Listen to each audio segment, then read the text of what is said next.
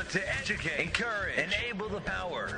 We stand for integrity, honesty, self-reliance, self-defense, and most importantly, no compromise on our foundational principles. This is America's Voice Now. Find America's Voice Now on Facebook and at americasvoicenow.org. Here's Michael Evans.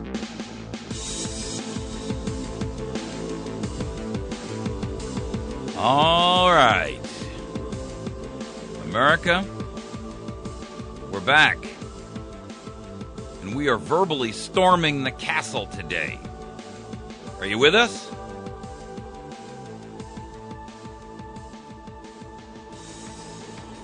Got my primary pitchfork weapon in hand. It's called a pen. Why? Because that's how we fight today. We fight with the pen, and we fight with our minds. We fight with truth and knowledge and wisdom and courage. And we are fighting a war here, folks. It may be a soft war. It may be a cold war. But make no mistake about it. We are in a fight for our very lives. Our segment, our story for this segment, and this is our third segment, is the Obamacare debacle. And how the original problem here, as they described it to us, was that there were 30 million Americans who were uninsured. And what a tragedy that 30 million, 10% of our population, cannot get health care. That is an astounding abuse. It's a human rights violation. Oops. Here's the problem. With Obamacare's implementation, the most conservative estimates now say that 31 million new people will be left uninsured.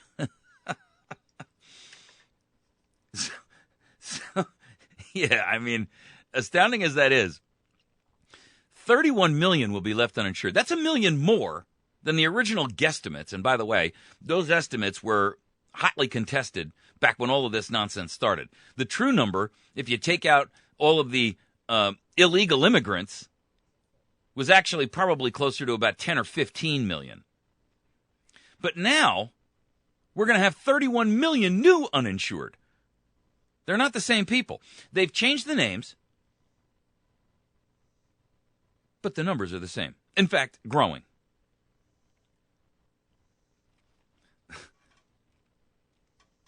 That's proof,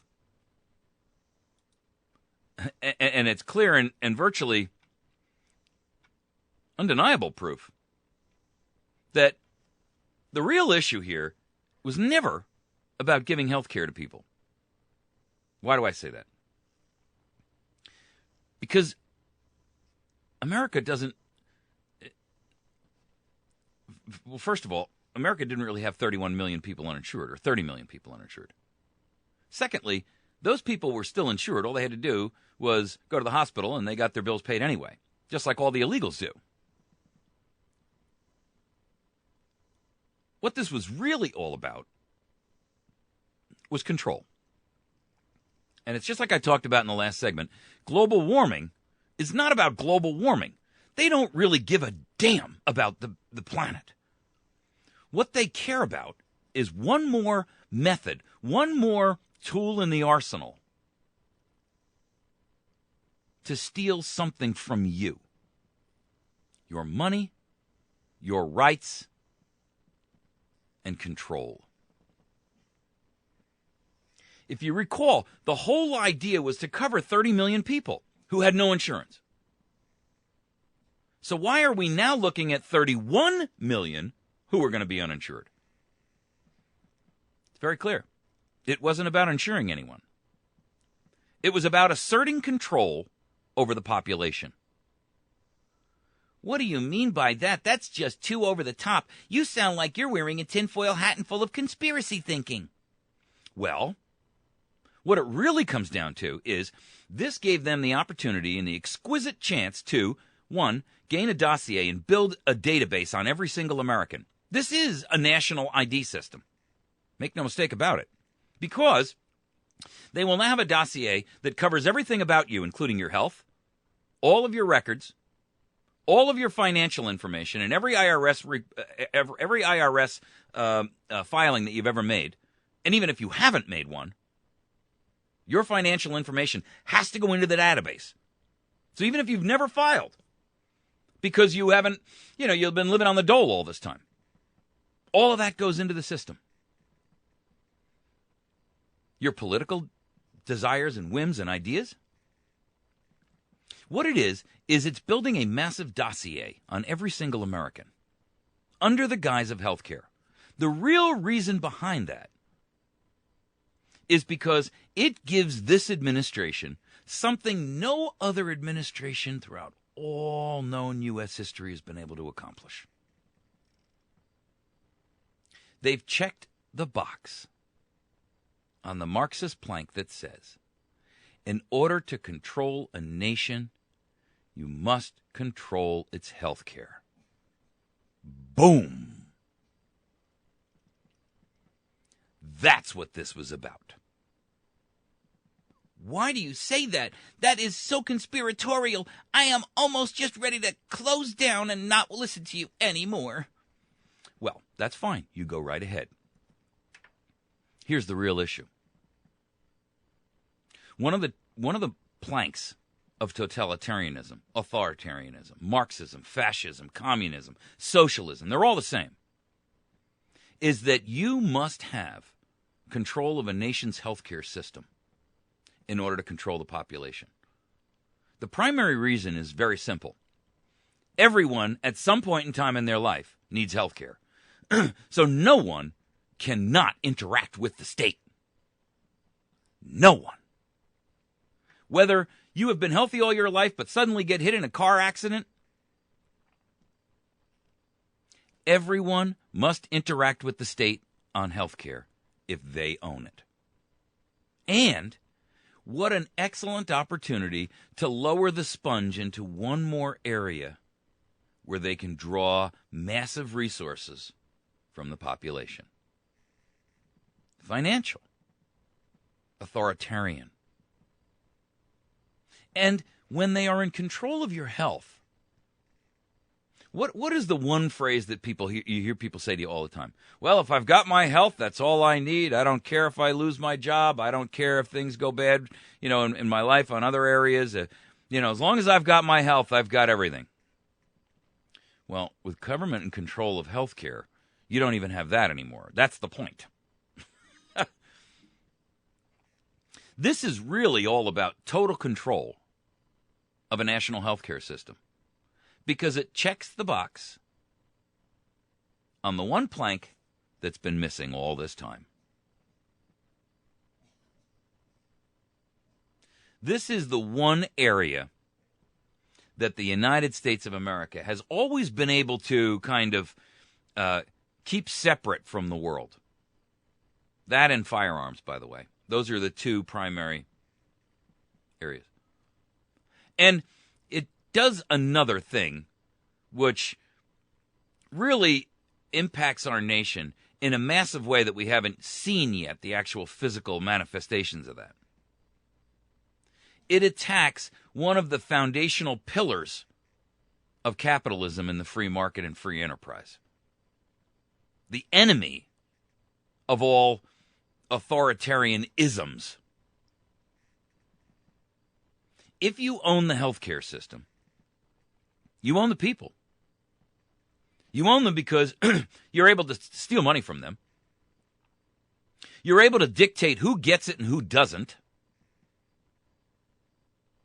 You're able to use it as a weapon of mass destruction against the population, the principles, the mores, the ethics, the foundations of the nation. Because you get a chance to undermine everything with healthcare. Think of how many ways healthcare enters and touches your life. it doesn't just touch you. It touches your children. It touches your spouse. It touches your in-laws. It touches your friends, your neighbors, your coworkers, all of which have an effect on you.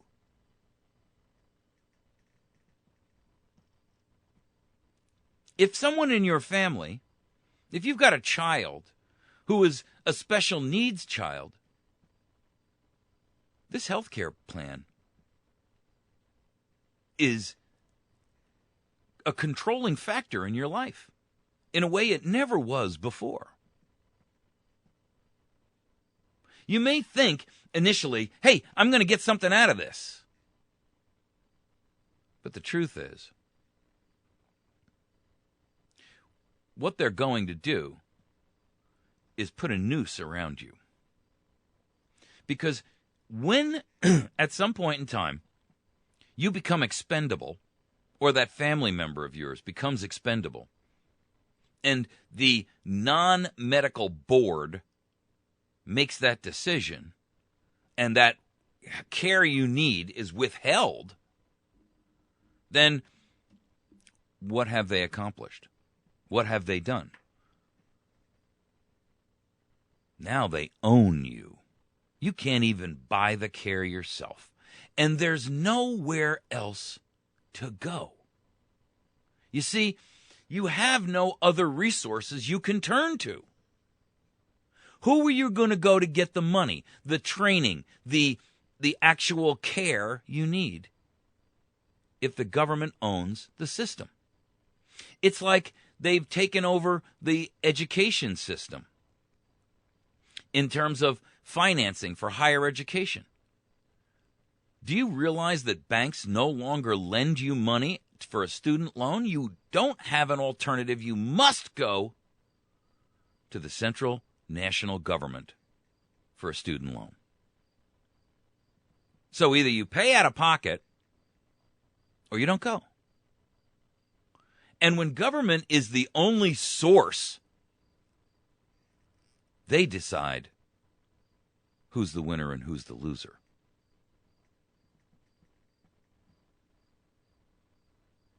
Anytime someone else is in charge of winners and losers, there is no more fair and balanced ground. There is no more opportunity for independence. There is no more opportunity for meritocracy. Because no matter how good you are at whatever it is that you do, if they don't like you, you're just not getting ahead. If they don't like you because they don't like your political stance, or they don't like your religious beliefs, or they don't like the way in which you speak out, you lose. How do we know this? Well, look, it's evident everywhere else on the planet. Why would we adopt the failed state systems of so many other nations who have come before us, who we see these results from? We see the historical examples and results of every other nation that has tried these methods. Every one of them is a failed state in decline. So why would we model ourselves after a guaranteed failure? Every one of them, 100%, are either in decline or have failed. And they're all further along down the path than we are. But the evidence is empirical. It's everywhere for you to see. You can look at almost any nation that has instituted some sort of authoritarian control, some sort of ism, socialism, communism, fascism, authoritarianism, period, totalitarianism in some way, shape, or form, and every single one of them has declined. So why would we fashion ourselves after that? Why would we willingly go into that dark night quietly? Allowing things like climate change and health care and these sycophantic warmongers up in Washington, D.C. to dictate our role, our lives, our hopes, our dreams, our aspirations. Why would you do that? Why would you let them bend your mind with their ministry of propaganda, with their subtlety? Why would you? The end is always clear. Sometimes it takes longer to get there. You take path A or path B. But ultimately, it's like the old adage that all roads lead to Rome. And all roads that we are on now in the United States of America lead to one place. Total, abject control. Authoritarianism taken to a level which the world has never seen. You can control a population when you understand how they think, how they act, whom they interact with, what their finances are, who's got it and who ain't, who's our enemy here and who ain't. You see, the idea of all of these programs is one thing and one thing alone. First, it starts with information gathering. And then that information is used against you. Dossiers aren't built for your benefit, are they? I mean, if it was for your benefit, they'd allow you to stay in control of it. Because, well, you're a critical thinking human being, and you've got the ability to make intelligent, articulate decisions, well-reasoned, logical. But you're not in control of a damn thing. When you're not in control over your health care, over your financial status, over all of the information that surrounds us in our lives, when they know what you watch and who you talk to and what you say and what your thoughts are and who you call and what your health scenario is, where your weaknesses are and your strengths, they own you. And that is undeniable. The question is, what will they do with all this information? What will they do with all the money they're sucking out of us like sponges? Inflation, the hidden tax on the world. Have you noticed prices lately? The race is on. The race is on to rob you of your resources and your wherewithal and ability to fight back. That's what this is all about. Take the guns, take the health care, take the information, know everything about your enemy. Sun Tzu said it best. Know your enemy. And if you think for just 1 second that these people who are in authority and power don't consider you the enemy, more's the fool.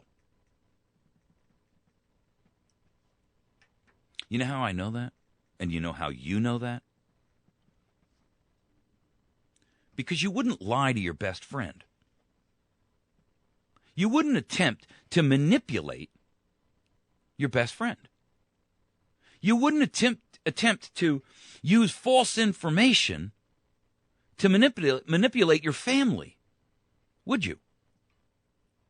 People you love, people you cherish, people you care about. You wouldn't use tools and weapons against those you valued. And make no mistake, they are using tools and weapons against you. Financial, possessionary, political, ethical, moral, medical.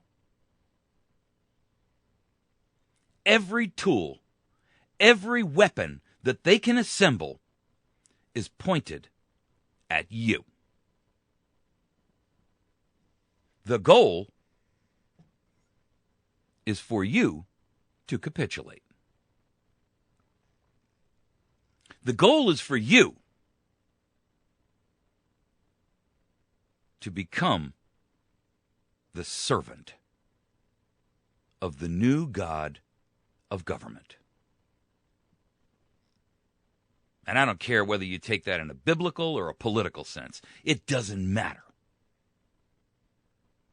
When this is all said and done, when the plans are all, when the doors have closed behind us, and we have entered the new Garden of Eden of hell, in this utopian fantasy created by a group of elitists who will only do one thing to you, not for you.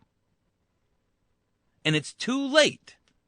Then and only then will you understand. Everything is applied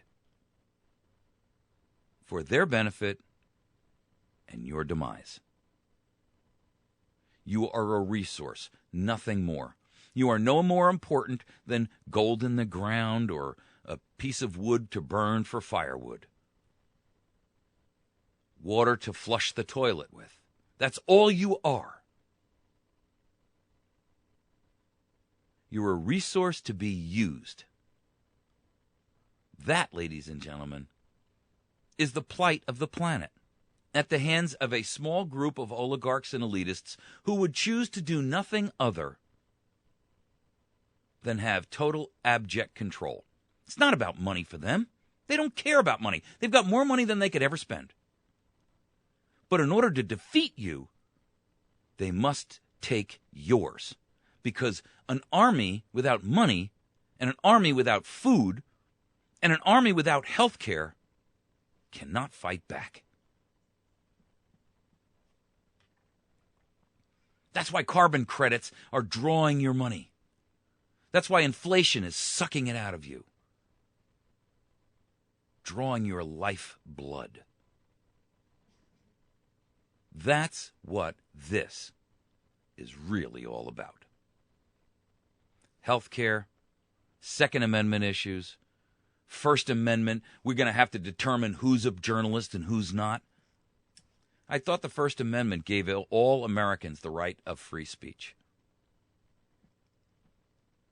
But again, it's determining who's the winner and who's the loser. And you don't get to make that choice. Okay. When we return, we're going to talk about the issue here of our last segment, and that is the issues of Benghazi.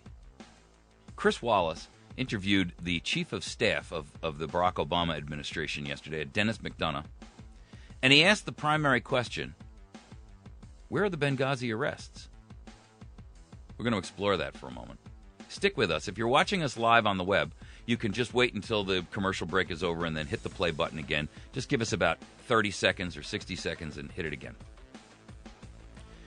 You can find us on the web at americasvoicenow.org. You can find us on facebook.com/americasvoicenow. And you can find this and every other program right here on YouTube at youtube.com/americasvoicenow. We'll be right back.